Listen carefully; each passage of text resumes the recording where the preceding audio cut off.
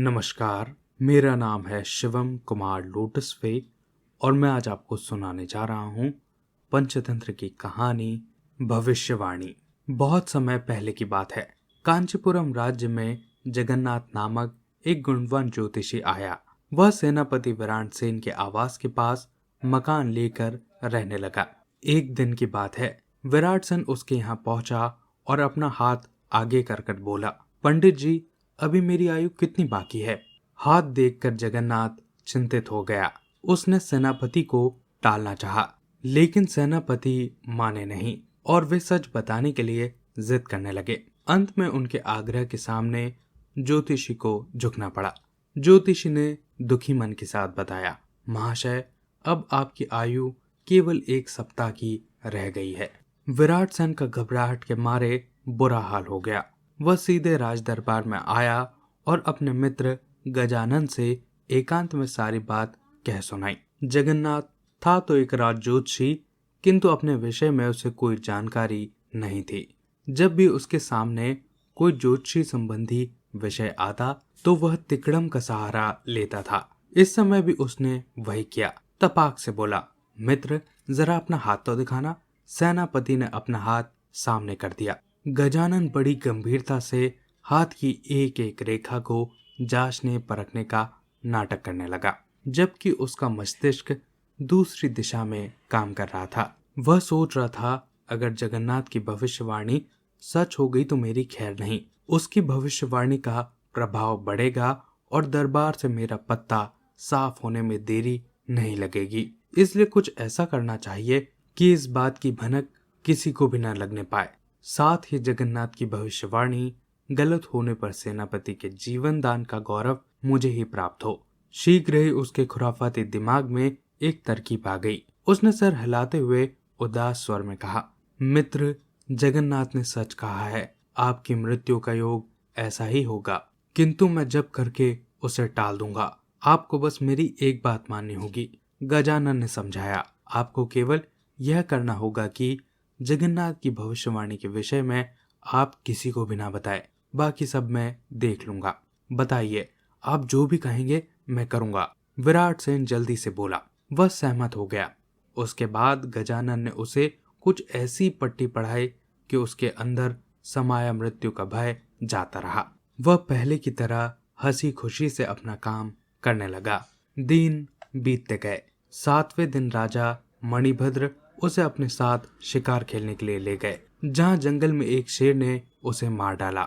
यह समाचार पाकर गजानन बड़ा परेशान हुआ। इस घटना से उसको पक्का विश्वास हो गया कि लाख कोशिश कर डाले, लेकिन जगन्नाथ की प्रसिद्धि उसके लिए घातक सिद्ध हो सकती है।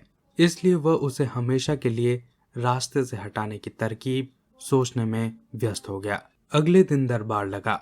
मणिभद्र ने भरे हुए गले से अपने प्रिय सेनापति की देश सेवा को याद करते हुए उसे श्रद्धांजलि अर्पित की। अन्य दरबारियों ने भी इस मौके पर विराट सेन को साहसी, वीर और महान सेनापति के रूप में याद किया।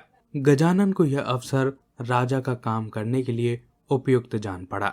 उसने मणिभद्र को संबोधित करके कहा, महाराज, कल रात मैंने ज्योतिषी की गणना की तो सेनापति की अकाल मृत्यु का एक अजीब रहस्य सामने आया। राजा को उत्सुकता हुई। पूछने पर गजानन ने बताया, राजन, अपने राज्य में कहीं से भागकर जगन्नाथ नामक एक ढोंगी व्यक्ति आया है। उसकी जबान इतनी विषैली है कि वह जिसकी मृत्यु की बात मुंह से निकाल दे, उसका बचना असंभव है। पिछले दिनों उसने 1 सप्ताह के अंदर सेनापति के मर जाने की भविष्यवाणी की थी।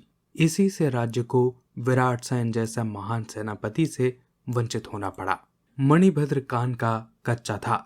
बिना सोचे विचारे दरबारियों की बात मानने का दुर्गुण उसके अंदर कूट कूट कर भरा था। गजानन की बात सुनते ही उसका क्रोध भड़क उठा। उसने जगन्नाथ का पता ठिकाना मालूम किया और सिपाहियों को भेजकर उसी समय उसको पकड़कर मंगवाया। जगन्नाथ के दरबार में पहुंचते ही उसने गरज कर पूछा, तूने ही सेनापति के मरने की भविष्यवाणी की थी? जगन्नाथ सिपाहियों से रास्ते में असली बात का पता लगा चुका था। इस विपत्ति का मुकाबला पूरे धैर्य और विवेक से करने के लिए उसने निडरता से जवाब दिया, हाँ महाराज, उसे निर्भय होकर जवाब देते देख राजा का खून खौल उठा। उसने तलवार खींचते हुए अगला सवाल किया, क्या तेरी भविष्यवाणी हमेशा सच होती है? अब तक कभी भी तेरे मुंह से गलत बात नहीं निकली है? मणिभद्र क्रोध से अंधा हो तलवार लेकर जगन्नाथ के सामने आ गया। बोला, ठीक है, तू अपने मृत्यु की भविष्यवाणी कर, मैं देखता हूँ कि वह कैसे सही होती है। जगन्नाथ समझ गया कि राजा मुझे झूठा सिद्ध करके अभी मार डालना चाहता है, किंतु उसने धैर्य न खोया और कहा, महाराज, इसके लिए कुछ ज्योतिषी गणना करने के लिए मुझे थोड़ा समय चाहिए। मणिभद्र ने मौका दे दिया। जगन्नाथ थोड़ी देर यूं ही आड़ी तिरछी रेखाएं खींचता रहा, फिर सहसा चौंकता हुआ बोला, राजन, इस गणना से बड़ी विचित्र बात का पता चल रहा है। ज्योतिष बता रहा है कि मेरी मृत्यु आपसे केवल 2 दिन पहले होगी। यह सुनते ही राजा का क्रोध हवा हो गया। उसने जगन्नाथ को प्राणदान ही नहीं दिया, बल्कि उसे राज्य का प्रधान ज्योतिषी बना दिया, ताकि राज्य की सुख सुविधाओं का उपभोग करता हुआ वह अधिक दिन तक जीवित रहे। इस नई व्यवस्था से गजानन सन्न रह गया। बेचारा अपने ही फैलाए जाल में बुरी तरह से उलझकर जगन्नाथ के लिए रास्ता साफ कर बैठा। दोस्तों, ये थी पूरी कहानी। इस कहानी से हमें ये शिक्षा मिलती है कि अगर हम अपनी समझदारी से बात करना सीख जाएं, तो मुश्किल से मुश्किल कार्य आसान हो जाता है। आशा करता हूँ आपको ये कहानी अच्छी लगी होगी। अगर आप ऐसी और कहानियां सुनना चाहते हैं तो प्लीज चैनल को सब्सक्राइब कीजिए। अपने आसपास सफाई बनाए रखें और एक पेड़ जरूर लगाएं। बहुत बहुत